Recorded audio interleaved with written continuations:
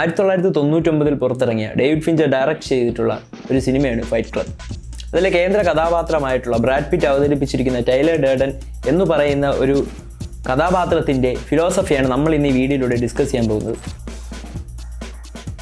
തീർച്ചയായിട്ടും നമ്മുടെ ഒരു ജീവിതത്തിനെ നോക്കിക്കാണുന്ന ഒരു പേഴ്സ്പെക്റ്റീവ് കംപ്ലീറ്റ്ലി മാറ്റാൻ സഹായിക്കുന്ന ഒരു സിനിമയും ഒരു കേന്ദ്ര കഥാപാത്രം, അതിലൊരു important കഥാപാത്രവുമാണ് Taylor ഡേർഡനും fight ക്ലബ്ബും. Taylor Durden നമ്മളോട് പങ്കുവയ്ക്കുന്ന ഫിലോസഫി ലെറ്റ് ഇറ്റ് ഗോ അല്ലെങ്കിൽ ഗോ വിത്ത് ദ ഫ്ലോ എന്ന് പറയുന്ന ഒരു ഫിലോസഫി ആണെങ്കിലും നമുക്ക് ടൈലർ ഡേർഡൻ്റെ ഡയലോഗ്സ് എടുത്ത് പരിശോധിച്ച് കഴിഞ്ഞാൽ കാണാൻ കഴിയുന്നത് ആൻറ്റി കൺസ്യൂമറിസം എന്ന് പറയുന്ന ഒരു തോട്ടാണ്.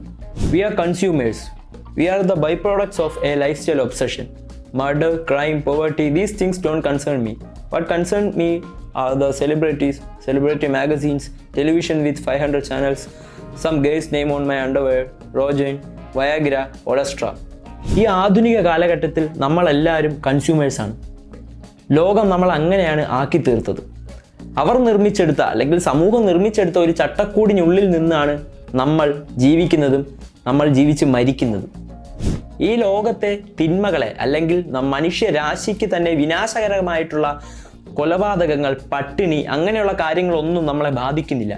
കാരണം ഈ സമൂഹം നിർമ്മിച്ചെടുത്തിരിക്കുന്ന ലൈഫ് സ്റ്റൈൽ ഒബ്സഷൻ, നമ്മൾ നേരത്തെ ടൈലർ ഡേർഡൻ്റെ ഡയലോഗിൽ പറഞ്ഞതുപോലെ V are the byproducts of the life style obsession. നമ്മൾ ആ ലൈഫ് സ്റ്റൈൽ ഒബ്സഷൻ കാരണം അന്ധരായി തീർന്നിരിക്കുകയാണ്. അതൊന്നും നമ്മളെ കൺസേൺ ചെയ്യുന്നില്ല. നമ്മളെ കൺസേൺ ചെയ്യുന്നത് നമ്മൾ എന്താണോ ജീവിക്കേണ്ടത്, നമ്മൾ എങ്ങനെയാണോ ജീവിക്കേണ്ടത് എന്ന് നമ്മളെ പഠിപ്പിക്കുന്ന ആ കാര്യങ്ങൾ മാത്രമേ നമ്മളെ കൺസേൺ ചെയ്യുന്നുള്ളൂ. Detachment of material possessions. Tyler Durden നമ്മളോട് പങ്കുവയ്ക്കുന്ന മറ്റൊരു പ്രധാനപ്പെട്ട ആശയമാണ് detachment of material possessions. Material പൊസഷൻസിനോട് ഉള്ള നമുക്ക് മെറ്റീരിയൽ പൊസഷൻസിനോടുള്ള ഒരു ഡിസയർ അല്ലെങ്കിൽ ആ ഒരു ആഗ്രഹം, ആ ഒരു അത്യാഗ്രഹം എന്ന് പറയുന്നതിനേക്കാൾ ആ ഒരു ആഗ്രഹങ്ങൾ നമ്മൾ തീർച്ചയായിട്ടും വിട്ടുകളയുക. അത് ടൈലർ ഡേർഡൻ നമ്മളോട് ഈ സിനിമയിലൂടെ പങ്കുവയ്ക്കുന്ന പ്രധാനപ്പെട്ട ഒരു ആശയമാണ്.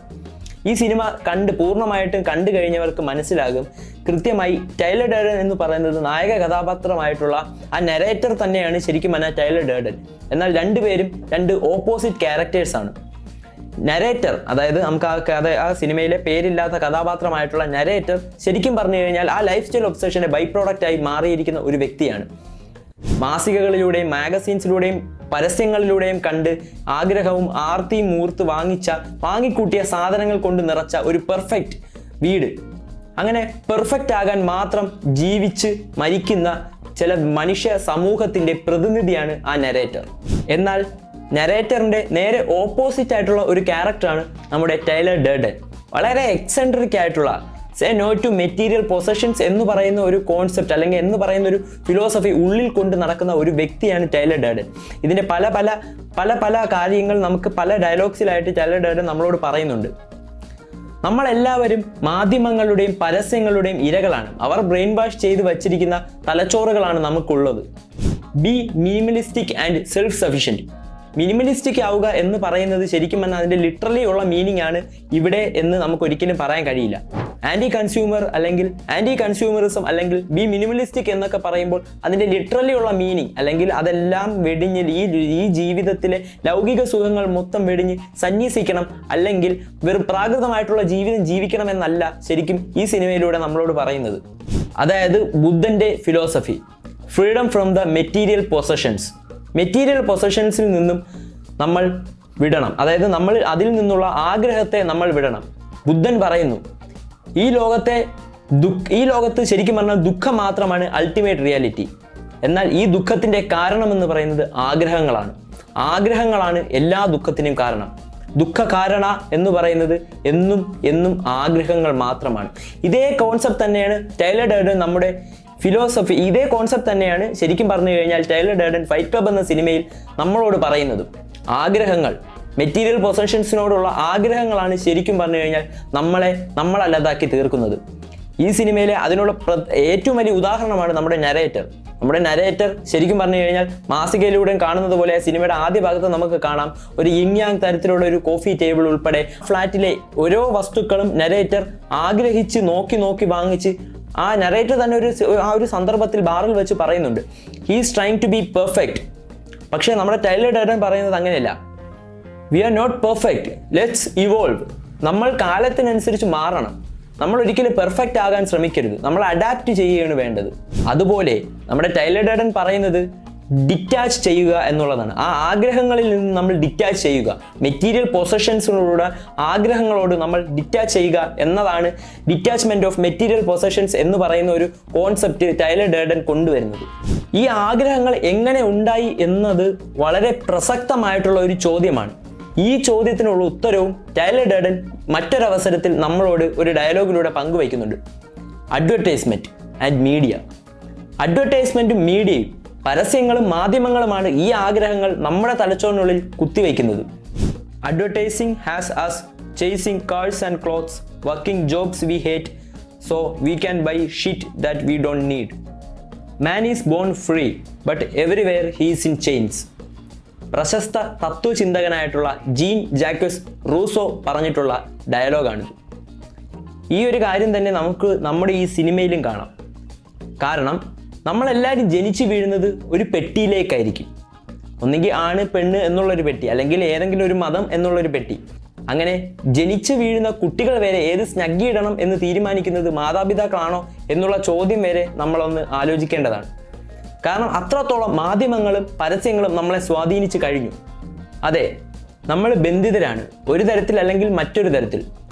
എന്നാൽ നമ്മുടെ ടൈലർ ഡർഡൻ പറയുന്നുണ്ട്, ശരിക്കും പറഞ്ഞാൽ ടൈലർ ഡർഡൻ വരുന്നതിന് മുമ്പ് തന്നെ നരേറ്റർ ഈ ഒരു ലൈഫ് സ്റ്റൈൽ ഒബ്സഷൻ്റെ അല്ലെങ്കിൽ ഈ ഒരു അഡ്വർടൈസിങ്ങിൻ്റെ മീഡിയയുടെ ഇരയായ നമ്മളിൽ ഒരാളായിട്ടുള്ള ഒരു വ്യക്തിയാണ് നമ്മുടെ ഈ നരേറ്റർ. അവൻ വെറും ഒരു വൈറ്റ് കോളർ ജോബ് ചെയ്ത് എന്തിനോ വേണ്ടി ജീവിച്ച് ഉറക്കം പോലും നേരെ ഒന്ന് ഉറങ്ങാൻ, സുഖമായി ഒന്ന് ഉറങ്ങാൻ പോലും കഴിയാതെ ഒരു ഫ്ലാറ്റിൽ എന്തൊക്കെയോ മെറ്റീരിയൽ ഒബ്സഷൻ, അവന് യാതൊരുവിധ സന്തോഷവും നൽകാത്ത കുറച്ച് സാധനങ്ങൾ കൊണ്ട് കുത്തി നിറച്ച് ജീവിക്കുന്ന ഒരു വ്യക്തിയായിരുന്നു. എന്നാൽ ടൈലർ ഡർഡനായി മാറുന്ന ആ ഒരു സമയത്ത് അവൻ പോലും അറിയാതെ ടൈലർ ഡർഡനായി മാറുമ്പോൾ അതിൽ നിന്നുമൊക്കെ ലിബറേറ്റ് ചെയ്യാൻ, ഡിറ്റാച്ച്മെന്റ് ഓഫ് വേൾഡ്ലി പ്രഷേഴ്സ് അല്ലെങ്കിൽ detachment of worldly material possessions എന്നുള്ള ഒരു കാര്യം സ്വന്തമായി അവൻ ഫോഴ്സ്ഫുള്ളി ലിബറേറ്റ് ചെയ്യാൻ അവൻ ശ്രമിക്കുന്നുണ്ട്. അവൻ പോലും അറിയാതെ, ശരിക്കും പറഞ്ഞാൽ ടൈലർ ഡർഡൻ ആണ് അവൻ കത്തിക്കുന്നുണ്ടെങ്കിലും നമുക്ക് സിനിമയുടെ അവസാന ഭാഗത്തിൽ മനസ്സിലാക്കാം ടൈലർ ഡർഡനും അവനും ഒരാൾ തന്നെയാണെന്ന്. അതായത് നരേറ്ററും ടൈലർ ഡർഡനും ഒരേ ഒരു കോയിനിന്റെ രണ്ട് വശങ്ങളാണെന്ന് നമുക്ക് മനസ്സിലാക്കാം. അപ്പോൾ അവൻ ആ വേൾഡ്ലി പ്ലഷേഴ്സ് അല്ലെങ്കിൽ ആ ഒരു മെറ്റീരിയൽ പൊസഷനിൽ നിന്ന് ഡിറ്റാച്ച് ചെയ്യാനായി അവൻ അവൻ്റെ ഫ്ലാറ്റ് സ്വന്തമായി കത്തിക്കുകയാണ് ചെയ്യുന്നത്. ശരിക്കും പറഞ്ഞു കഴിഞ്ഞാൽ അത് ഒരു തരത്തിൽ ആ മെറ്റീരിയൽ പൊസഷൻസിൽ നിന്നും ലിബറേറ്റ് ചെയ്യാനുള്ള അവൻ്റെ ഒരു തന്ത്രമായിരുന്നു. അതുപോലെ തന്നെ അവൻ ആ ഒരു സ്യൂട്ട് കേസ് എയർപോർട്ടിൽ വെച്ച് മനഃപൂർവ്വം കളയുന്നുമുണ്ട്. അങ്ങനെ പരസ്യങ്ങളും മാധ്യമങ്ങളും ഈ ലോകത്തെ ഒരു ലൗകികമായിട്ടുള്ള അവനെ ഒന്നും അഫക്റ്റ് ചെയ്യാത്ത ഒരു സ്ഥലത്തേക്കാണ് നരേറ്റർ അല്ലെങ്കിൽ ടൈലർ ഡർഡൻ അങ്ങനെ പിന്നീട് ആ ജീവിക്കാൻ പോകുന്നത്, പേപ്പർ സ്ട്രീറ്റ്. അങ്ങനെ ടൈലർ ഡർഡൻ മൂന്നാമത് പറയുന്ന ഒരു കോൺസെപ്റ്റാണ് let it go. Reject the basic assumptions of civilization, especially the importance of material possessions. I say never be complete. I say stop being perfect. I say let's evolve. Let the chips fall where they may. നമ്മൾ ആർക്കു വേണ്ടിയും perfect ആവേണ്ട കാര്യമില്ല. നമ്മൾ നമ്മളായി തന്നെ ജീവിക്കുക. എന്തൊക്കെ വന്നാലും നമ്മുടെ സെൽഫ് ലോസ്റ്റ് ആവാതെ നമ്മൾ നമ്മളായി തന്നെ ജീവിക്കുക എന്നുള്ളൊരു കോൺസെപ്റ്റാണ് ശരിക്കും പറഞ്ഞാൽ ടൈലർ ഡർഡൻ പിന്നീടുള്ള ഇങ്ങനെയുള്ള ഡയലോഗ്സിലൂടെ നമ്മളോട് പങ്കുവയ്ക്കുന്നത്. പെർഫെക്റ്റ് ആവുക എന്നുള്ളൊരു കാര്യത്തെ മാത്രം മുൻനിർത്തി ഈ പെർഫെക്ഷൻ എന്ന് പറയുന്ന ആ ഒരു വാക്കിൻ്റെ അളവുകോൽ ശരിക്കും പറഞ്ഞാൽ ആരാണ് നിർമ്മിച്ചത് എന്നുകൂടെ നമ്മൾ ചിന്തിക്കേണ്ടത് അത്യാവശ്യമാണ്. കാരണം സമൂഹം നിർമ്മിച്ചെടുത്ത പെർഫെക്റ്റ് എന്ന വാക്ക്, അവന് നല്ല ജോലി ഉണ്ടെങ്കിൽ അവൻ പെർഫെക്റ്റ് ആണ്, അവനൊരു വൈറ്റ് കോളർ ജോലി ഉണ്ടെങ്കിൽ, അവനൊരു 5 അക്ക ശമ്പളം ഉണ്ടെങ്കിൽ അവൻ പെർഫെക്റ്റ് ആണ്, അവനൊരു കാർ ഉണ്ടെങ്കിൽ അവൻ പെർഫെക്റ്റ് ആണ്, അവൻ കല്യാണം കഴിച്ച് അവന് കുട്ടികളുണ്ടെങ്കിൽ മാത്രം അവൻ പെർഫെക്റ്റ് ആണ് എന്നിങ്ങനെയുള്ള പല പെർഫെക്ഷനുള്ള അളവുകോലുകൾ കാരണം മാത്രം പെർഫെക്റ്റ് ആവേണ്ടവരാണോ നമ്മൾ എന്നുള്ള ചോദ്യമാണ് ശരിക്കും പറഞ്ഞാൽ ടൈലർ ഡർഡൻ നമ്മളോട് ചോദിക്കുന്നത്. നമ്മൾ പെർഫെക്റ്റ് ആവേണ്ട കാര്യമില്ല, ആർക്ക് വേണ്ടിയും പെർഫെക്റ്റ് ആവേണ്ട കാര്യമില്ല, സമൂഹത്തിന് വേണ്ടിയോ മറ്റെന്ത് കാര്യത്തിനോ പരസ്യങ്ങൾക്ക് വേണ്ടിയോ നമ്മൾ പെർഫെക്റ്റ് ആവേണ്ട കാര്യമില്ല. പരസ്യങ്ങൾ നമ്മളെ എത്രത്തോളം സ്വാധീനിക്കുന്നുണ്ട് എന്ന് ശരിക്കും പറഞ്ഞു കഴിഞ്ഞാൽ നമ്മൾ നമ്മുടെ ജീവിതം ഒന്ന് തിരിഞ്ഞാലോചിച്ചാൽ മനസ്സിലാകും. നമ്മൾ എന്തൊക്കെ നേടിയോ അതെല്ലാം ശരിക്കും പറഞ്ഞാൽ നമ്മൾ നമുക്ക് വേണ്ടി വാങ്ങിയതാണോ അല്ലെങ്കിൽ നമ്മൾ നമുക്ക് വേണ്ടി നേടിയതാണോ എന്ന് ആലോചിക്കേണ്ട സമയം ആയിരിക്കുന്നു. ഉപയോഗമില്ലെങ്കിൽ തള്ളിക്കളയുക, ഉപയോഗമില്ലെങ്കിൽ അതിനെ റിജക്റ്റ് ചെയ്യുക, ലെറ്റ് ഇറ്റ് ഗോ. അതിപ്പോൾ മെറ്റീരിയൽ പൊസഷൻസ് അല്ലെങ്കിൽ നമ്മുടെ കയ്യിലുള്ള സാധനങ്ങളായാലും വ്യക്തികളായാലും അതിനെ ഉപയോഗമില്ലെങ്കിൽ ഒഴിവാക്കേണ്ടത് തന്നെയാണ് എന്നാണ് ടൈലർ ഡർഡൻ പറയുന്നത്. ഇങ്ങനെ തന്നെയാണ് അവൻ ആ വൈറ്റ് കോളർ ജോലി കളയുന്നതും അതുപോലെ തന്നെ ആ ബോസിനെ ഒഴിവാക്കുന്നതും ജീവിതത്തിൽ നിന്നും പലരെ ഒഴിവാക്കുന്നതും ഇതേ കാരണം കൊണ്ട് തന്നെയാണ്. ഈ കഥയിലെ നരേറ്ററിനെ ഒന്ന് എടുത്തു നോക്കിയാൽ തന്നെ നമുക്ക് മനസ്സിലാകും. പെർഫെക്റ്റ് ആവാൻ വേണ്ടി ജീവിതകാലം മുഴുവൻ ഓടിയ ഒരു വ്യക്തി, perfect life, perfect dress, perfect condo, അങ്ങനെ പല കാര്യങ്ങളിലും പെർഫെക്റ്റ് ആവാൻ, എന്നാൽ ഒരു കാര്യത്തിലും പെർഫെക്റ്റ് ആകാൻ കഴിയുന്നില്ല എന്നുള്ള ഡിസാറ്റിസ്ഫാക്ഷൻ മൂലം ജീവിച്ച് തീരാറായി സമാധാനമായി ഒന്ന് ഉറങ്ങാൻ പോലും കഴിയാത്ത ഒരു വ്യക്തിയായിരുന്നു. എന്നാൽ ടൈലർ ഡർഡൻ അവൻ്റെ ഉള്ളിൽ തന്നെ നേരെ ഓപ്പോസിറ്റ് ആയിട്ടുള്ള മറ്റൊരു വ്യക്തിയാണ്. ശരിക്കും പറഞ്ഞാൽ മറ്റൊരു ആൾട്ടർ ഈഗോ അല്ലെങ്കിൽ മറ്റൊരു ഐഡന്റിറ്റി എന്ന് തന്നെ നമുക്ക് പറയാം. ടൈലർ ഡർഡൻ വളരെ എക്സെൻട്രിക് ആയിട്ടുള്ള, സാറ്റിസ്ഫൈഡ് ആയിട്ടുള്ള, എന്താണ് തൻ്റെ ജീവിതമെങ്കിലും അതിനെ അക്സെപ്റ്റ് ചെയ്ത് ബാക്കിയുള്ള കാര്യങ്ങളെ ലെറ്റ് ഇറ്റ് ഗോ എന്ന് പറയുന്ന ഒരു കോൺസെപ്റ്റിൽ വിട്ട് ഗോ വിത്ത് ദ ഫ്ലോ, അതായത് സാറ്റിസ്ഫൈ ചെയ്ത് തൻ്റെ മുകളിൽ സുപ്പീരിയേഴ്സ് ആരുമില്ലാതെ വളരെ സാറ്റിസ്ഫാക്ഷനോടെ ജീവിക്കുന്ന ഒരു വ്യക്തിയാണ് ടൈലർ ഡർഡൻ. അതായത് നമ്മുടെ നരേറ്റർ ഒരു ഷീപ്പ് ആണെങ്കിൽ ടൈലർ ഡർഡൻ ഒരു ലോൺ വൂൾഫ് എന്ന ടൈപ്പാണ്. അടുത്തതായി ഈ സിനിമയിൽ ടൈലർ ഡർഡൻ പറയുന്ന മറ്റൊരു ഡയലോഗിൽ കാണാൻ പറ്റുന്ന ഒരു വാക്കാണ് ഹ്യൂമൻ സാക്രിഫൈസ്, അല്ലെങ്കിൽ നരബലി എന്ന് ലിറ്ററലി മീനിങ് എങ്കിലും ശരിക്കും ഇവിടെ ഹ്യൂമൻ സാക്രിഫൈസ് കൊണ്ട് ടൈലർ ഡർഡൻ ഉദ്ദേശിക്കുന്നത് മറ്റൊന്നാണ്. ശരിക്കും നമ്മൾ ഈ ജീവിക്കുന്ന ജീവിതം നമുക്ക് വേണ്ടിയാണോ എന്നുള്ളത് വളരെ വലിയൊരു ചോദ്യമാണ്. സമൂഹം നിർമ്മിച്ചെടുത്ത ഇഷ്ടങ്ങൾക്ക് വേണ്ടി ജീവിക്കുന്നവരാണോ നമ്മൾ, അതോ നമ്മുടെ ഇഷ്ടങ്ങൾ അല്ലെങ്കിൽ നമ്മുടെ പാഷൻ കൊണ്ട് ജീവിക്കുന്ന ആൾക്കാരാണോ നമ്മൾ? അങ്ങനെ ജീവിക്കാത്തവർ ശരിക്കും പറഞ്ഞു കഴിഞ്ഞാൽ നമ്മൾ നേരത്തെ പറഞ്ഞതുപോലെ ആ ലൈഫ് സ്റ്റൈൽ ഒബ്സഷൻ്റെ ബൈ പ്രോഡക്ട്സ് മാത്രമാണ്. നമ്മുടെ നരേറ്റർ അതിൽ നിന്നും ലിബറേറ്റ് ആയി കഴിഞ്ഞു. എന്നാൽ ഈ സമൂഹത്തിലെ ബാക്കിയുള്ള ആൾക്കാരെയും ബാക്കിയുള്ള അതേപോലെ ലൈഫ് സ്റ്റൈൽ ഒബ്സഷൻ അല്ലെങ്കിൽ സമൂഹത്തിൻ്റെ ഇരകളായി, മാധ്യമങ്ങളുടെയും അഡ്വർടൈസിങ്ങിൻ്റെയും ഇരകളായി മാറിയ വ്യക്തികളെ അതിൽ നിന്ന് ലിബറേറ്റ് ചെയ്യുക എന്ന ഒരു പ്രോസസ്സിനെയാണ് ശരിക്കും പറഞ്ഞാൽ ടൈലർ ഡർഡൻ ഇവിടെ ഹ്യൂമൻ സാക്രിഫൈസ് എന്നുകൊണ്ട് ഉദ്ദേശിക്കുന്നത്. ഇതിലെ വളരെ മികച്ച അല്ലെങ്കിൽ ഈ സിനിമയിലെ തന്നെ ഏറ്റവും ഇമ്പോർട്ടൻ്റ് ആയിട്ടുള്ള ഒരു സീനാണ് ആ ഒരു സീൻ, ഹ്യൂമൻ സാക്രിഫൈസ് ആദ്യമായി നടത്തുന്ന ആ ഒരു സീൻ. ടൈലർ ഡർഡൻ ഒരു തോക്കുമായിട്ട് ഒരു കൺവീനിയൻസ് സ്റ്റോറിലെ തൊഴിലാളിയായിട്ടുള്ള റെയ്മണ്ട് എന്ന് പറയുന്ന ഒരു ആളെ വധഭീഷണി അല്ലെങ്കിൽ അയാൾക്കെതിരെ വധഭീഷണി, അയാൾക്ക് നേരെ തോക്ക് ചൂണ്ടി കൊല്ലാൻ പോവുകയാണ് എന്നുള്ള രീതിയിൽ നിൽക്കുകയാണ്. ശരിക്കും അപ്പോഴാണ് റെയ്മണ്ട് തിരിഞ്ഞിന്ന് ആലോചിക്കുന്നത് അയാൾ ഇത്രയും നാൾ ജീവിച്ചത് എന്തിനായിരുന്നു എന്നത്. ശരിക്കും പറഞ്ഞാൽ മരണം മുന്നിൽ കാണുമ്പോൾ അല്ലെങ്കിൽ നിയർ ഡെത്ത് എക്സ്പീരിയൻസ് ചെയ്യുമ്പോൾ മാത്രമേ നമുക്ക് മനസ്സിലാകൂ നമ്മൾ ഈ ജീവിക്കുന്നത് ശരിക്കും പറഞ്ഞാൽ എത്ര ചെറിയ ജീവിതമാണ് എന്നുള്ളത്. ടൈലർ ഡർഡൻ അത് മനസ്സിലാക്കിപ്പിക്കാൻ തന്നെയാണ് നമ്മൾ പെയിൻ എന്ന് പറയുന്നത് അക്സെപ്റ്റ് ചെയ്യണം എന്ന് പറയുന്നത്. ശരിക്കും പറഞ്ഞു കഴിഞ്ഞാൽ ലെറ്റ് ഇറ്റ് ഗോ എന്ന് പറയുമ്പോൾ തന്നെ പെയിൻ, അതായത് ഈ ലൗകിക സുഖങ്ങൾ അക്സെപ്റ്റ് ചെയ്യുന്നത് പോലെ തന്നെ ലൗകികമായിട്ടുള്ള വേദനകളും നമ്മൾ അക്സെപ്റ്റ് ചെയ്യണം എന്ന് ടൈലർ ഡർഡൻ പറയുന്നുണ്ട്. അതുകൊണ്ട് തന്നെയാണ് ഫിസിക്കൽ ഇടയ്ക്ക് വെച്ച് ടൈലർ ഡർഡനും നമ്മുടെ നരേറ്ററും കൂടെ കാണുന്ന ഒരു സീനുണ്ട്. ആദ്യമായി കാണുമ്പോൾ ബാറിൻ്റെ പിന്നിൽ വെച്ച് നിന്നെ ഒരു ഫിസ്റ്റ് ഫൈറ്റിൽ നിങ്ങൾ ഏർപ്പെട്ടിട്ടില്ലെങ്കിൽ നിങ്ങൾ പിന്നെ എങ്ങനെയാണ് നിങ്ങളെ തന്നെ മനസ്സിലാക്കുക എന്നൊരു ചോദ്യം അവിടെ ചോദിക്കുന്നുണ്ട്. ശരിക്കും പറഞ്ഞാൽ അത് വലിയൊരു ചോദ്യമാണ്. കാരണം നമ്മൾ ഫിസിക്കലായിട്ടുള്ള പെയിൻ അറിയുമ്പോൾ മാത്രമാണ് ശരിക്കും പറഞ്ഞാൽ പൂർണ്ണതയിലെത്തൂ.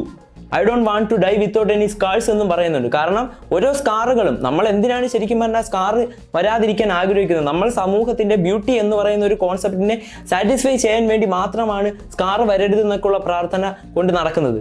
ശരിക്കും പറഞ്ഞാൽ I don't want to die without any scars എന്ന് ടൈലർ ഡർഡൻ പറയുമ്പോൾ ആ സമൂഹത്തിൻ്റെ ആ ഒരു മിഥ്യാധാരണയാണ് ടൈലർ ഡർഡൻ അന്ന് അവിടെ പൊട്ടിക്കുന്നത്.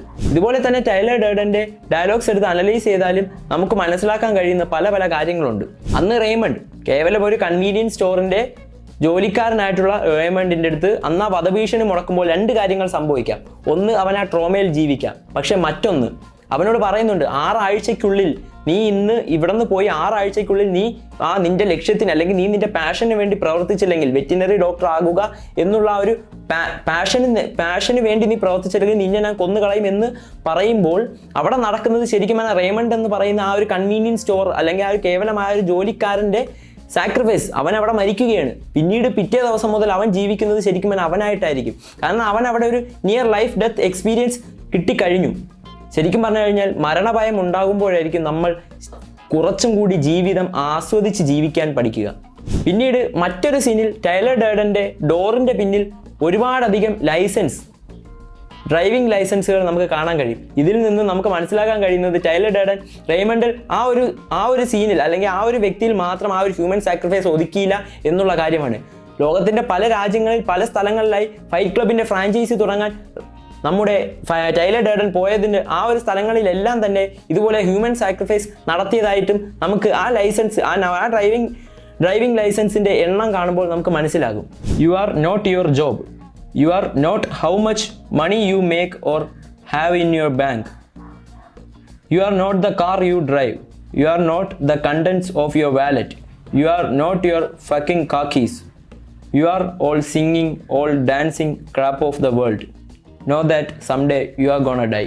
നമ്മുടെ ഈ ജീവിതം വളരെ ക്ഷണികമാണെന്നും നമ്മൾ ജീവിക്കുമ്പോൾ കൂടുതൽ ആസ്വാദികരമായിട്ട് നമ്മൾ നമുക്ക് വേണ്ടി ജീവിക്കണമെന്നും ഒന്നും നമ്മളെ അഫക്റ്റ് ചെയ്യാതെ നമ്മൾ പൂർണ്ണ സ്വാതന്ത്ര്യത്തോടെ ജീവിക്കുക എന്നുള്ളൊരു ആശയമാണ് ശരിക്കും പറഞ്ഞു കഴിഞ്ഞാൽ ടൈലർ ഡേർഡൻ ഈ സിനിമയിലൂടെ നമ്മളോട് പങ്കുവയ്ക്കുന്നത്.